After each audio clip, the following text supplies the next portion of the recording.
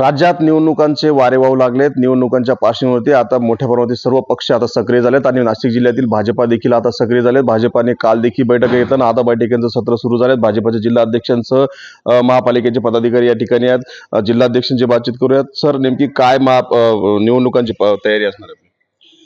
आगामी येणाऱ्या स्थानिक स्वराज्य संस्थांच्या निवडणुकीसाठी आमच्या प्रदेश स्तरावरनं जिल्हा पातळीवर नंतर विभागीय पातळीवर चांगल्या पद्धतीने बैठका घेऊन त्या ठिकाणी आम्हाला तसं मार्गदर्शन करण्यात आलेलं आहे आणि त्या अनुषंगाने आम्ही आज नगर परिषदा असतील किंवा जिल्हा परिषद असेल, पंचायत समितीचे गटगण असतील, याच्यामध्ये बैठकांचं सत्र आमचं सुरू झालेलं आहे। आम्ही पूर्णपणे निवडणुकीच्या मोडवर आलेलो आहोत आणि निश्चितच आम्हाला खात्री आहे की या ठिकाणी भारतीय जनता पार्टी खूप चांगल्या पद्धतीने यश संपादन करेल। जवळपास 15 मतदारसंघामध्ये काय मोठी रस्सी केस आहे, निवडणुका टोकाच्या होणार आहेत, तुमची युती होईल सर्व पक्षांची?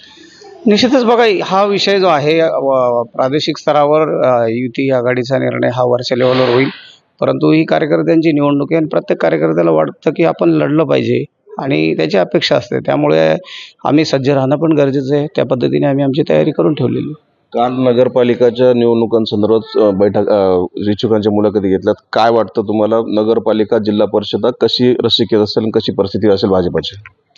या ठिकाणी इच्छुकांची गर्दी खूप मोठ्या प्रमाणात झालेली आहे, परंतु भारतीय जनता पार्टी हा एक शिस्तप्रिय पक्ष आहे।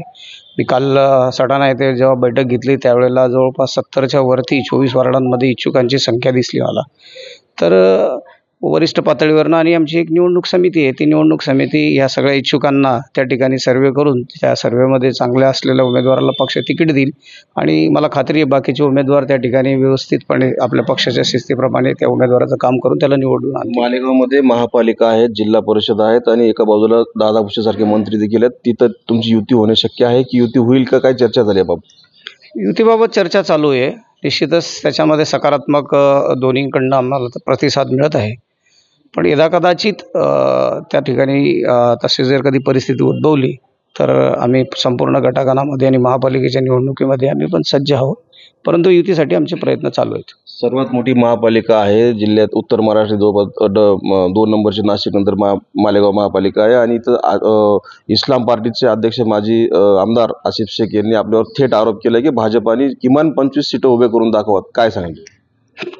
त्यांच्या पोटात का बरं गोळा उठतो भाजपचं? ना काय भाजपवर टीका कराय? त्यांना म्हणा हे 24 तर आम्ही जिंकणारच आहोत, तुमच्याकडे सुद्धा येऊन आम्ही चांगल्या पद्धतीने तिथे निर्णायक यश संपादन करणार। मालेगाव मध्यमध्ये सुद्धा यावेळेला भाजपचं कमळ फुललेलं राहील, म्हणून आसिफ शेख जे बोलतात ना, आसिफ शेख त्यांच्या पायाखालची वाळू सरकलेली। नक्कीच। आता म्हणजे आसिफ शेखच्या आव्हानाला तुम्ही प्रति आव्हान द्याल? नाही, हे प्रति आव्हान नाही, आम्ही पार्टीची विचारधारा आहे आमची, निवडणूक आहे आणि त्या निवडणुकीच्या मोडवर आम्ही आहोत आणि आम्ही निवडणूक लढणार आहे। आसिफ शेख कोण मॅटर करतं आम्हाला? 25 पेक्षा जास्त सीट उभे करणार? 25 पेक्षा जास्त, इथे 24 वार्ड आहे, 24च्या 24 वार्डामध्ये आमची सीट तर आहेतच आज। त्याच पद्धतीने तिथे गावामध्ये 60 प्रभाग आहेत, 60च्या 60 प्रभागांमध्ये जर युती झाली तर युतीमध्ये लढू आणि एकटं लढायची वेळ आली तरी आमच्याकडे तिथेही उमेदवार आहेत। नक्कीच आगामी निवडणुकांच्या पार्श्वभूमीवर एकटं युतीमध्ये लढू किंवा कुठल्याही परिस्थितीमध्ये भाजपाचा झेंडा रोवल्याशिवाय राहणार नाही, असं ठाम मत जिल्हाध्यक्ष निलेश कछवे यांनी सांगितलं आहे। मनोहर शेवाळे,